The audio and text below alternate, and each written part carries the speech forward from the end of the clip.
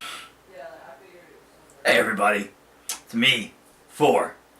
Welcome to Master Debate on the corner of 4th and Haight. Okay? Now this is not exactly how I planned on starting this series out, but with recent debates I've had with my wife and a few other people on the flat versus round earth situation, perception has become quite the debate in its own right. So I felt as though I wanted to do a social experiment first, just to get an idea of what you, the people, kind of think on how you perceive things in general. I think this will give me a perspective on your perspective on how you perceive things around the world. Around the world.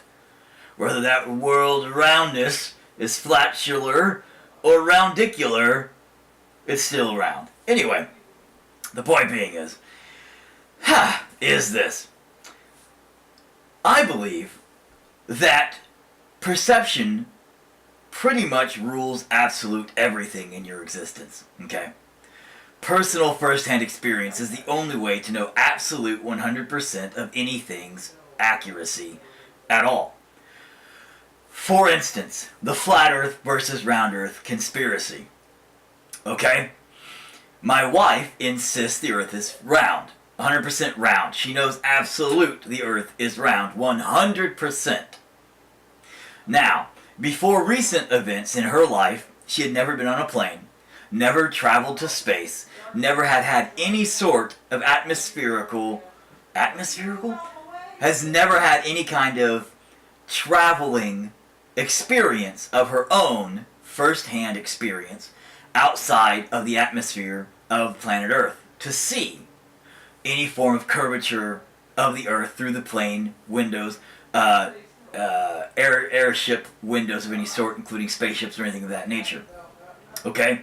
So up until this point, the only evidence that she had was by second-hand evidence. Second-hand only. Other people saying, I've been to space, I've seen Earth, it is round. Other people saying, here is a picture of Earth I took, it is round. Other people saying, the Earth is round. Here's how I know. Not her herself saying, I have seen it with my eyes. I have experienced it through my experience. I know it's round. Thus I stated, okay, I didn't argue. Never once argued the earth is flat. Never once my argument, okay? Never agreed or disagreed. I simply stated. So, you do not know for a fact, 100% absolute, the earth is round or not. And she got mad. She said, no, I know 100%. Absolutely, the earth is round. I said, no, you don't. You do not know 100% that the earth is round because you have not experienced for yourself any evidence that the earth is round. You have not done the research in its own right for yourself to discover for yourself, first-hand, for yourself, that experience, knowing then. Because then, you are in a place to say, I know. Because I did it. I went to space. I looked down upon the earth with my own eyes. Saw the earth. Here's how I say that that is incorrect and inaccurate to be able to say that you have seen pictures from somebody else as evidence. Okay? Pictures can be faked. Since the beginning of time, since the beginning of photo time, that is, images were faked. There was a case of a man who created false images of fairies around little girls when cameras were first invented. They could not prove these were fake. For years, like 100 years or something like that, they could not prove that it was or was not fake. It was mind-blowing, this dude's manipulation of photography. He was one of the first ever to photo manipulate. Amazing. The actual painters back in the day, like Wizard of Oz and old movies of that nature there, you would actually have painters go in and paint an entire world on a wall that then they would seamlessly a lot of the time seamlessly recreate parts of the set to match that would look as though it would just go with it and the whole world would be behind there and it would be amazing. So it's almost it's almost ignorant to believe that somebody somewhere could not have thought, I'll just paint a blue ball on some black stuff. That's space and there's Earth. I'm guaranteeing somewhere along the line somebody has done that and painted a perfect image of Earth that you would not be able to distinguish from a photography picture of Earth. Period. I simply pointed out that could have been faked. Then she went off on the rant of, well, the whole world's in a conspiracy then, isn't it? Oh my God, everybody on the entire planet. I never said that. She put words in my mouth stating that I was conspiracy theorizing, that the entire world was together against us, saying that the world was flat. Never said it. Simply stated, things can be altered and faked. So again, your brain did not have the experience of seeing it for itself.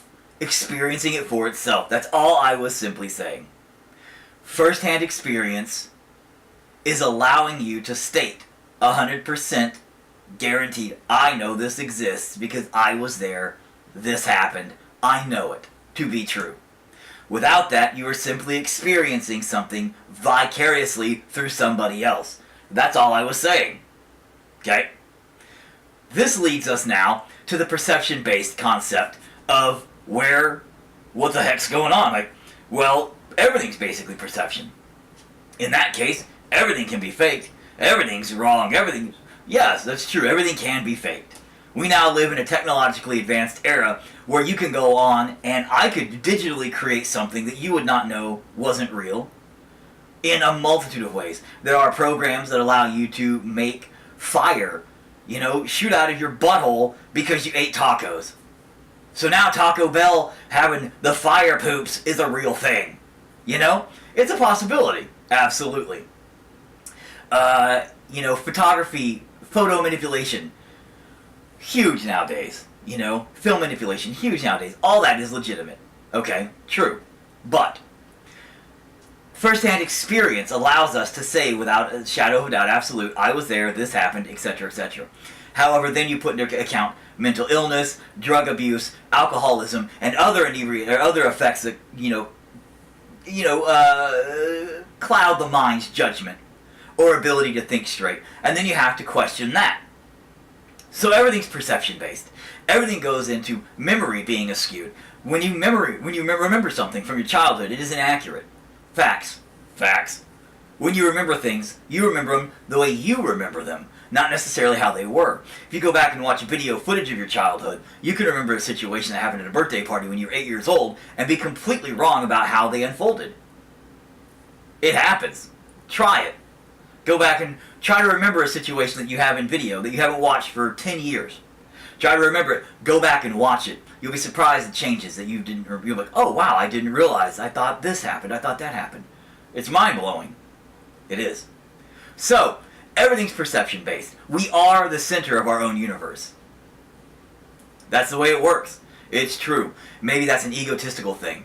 Maybe that's some self-centered, narcissistic concept. I don't know. I don't know where that comes in on the psychological spectrum. But we are the center of our own universe. With this in mind, I have a question for you, the people. Here's what I want to do as a social experiment. I would love it if you guys would simply comment with the idea of your favorite food, okay? I want you to describe it in taste alone, the sense of taste alone, to the best of your ability, from the moment it enters your mouth, touching your tongue, the back of your tongue, whatever flavors it has, explain it, describe it to the best of your abilities, to the aftertaste, to the down, every bit of it. And see how many other people can guess correctly what that food is. Because this is going to show first-hand experience means everything. Because that first-hand experience you had, you were there, you tasted it, you know what food it was. And you'll remember that food correctly as what food it is. But everybody else will perceive it as something differently. Because they'll all think in their brain of a different food that in their mind's eye will have tasted like that. Perception changes everything. Thus, first-hand experience, collectively, would be what allows you to say that is 100% fact. Not second-hand experience. Because that's just a mass agreement on something that is fact. Not first-hand experience of something that is fact. That's just a bunch of people saying, oh, they all said it was real? Oh, it's real. Well, how do you know? Were you there? Oh, no. But they all were. So it's got to be real. Because they all said it was. Well, did they get paid off? Oh, I don't know. But they all said it was real, so it's real. Well, do you know anything about... No, I don't. Just they said it was real, it's okay. This doesn't matter if it's politics, religion, science, I don't care. If a large group of people agree upon something, it doesn't matter if they agree separately.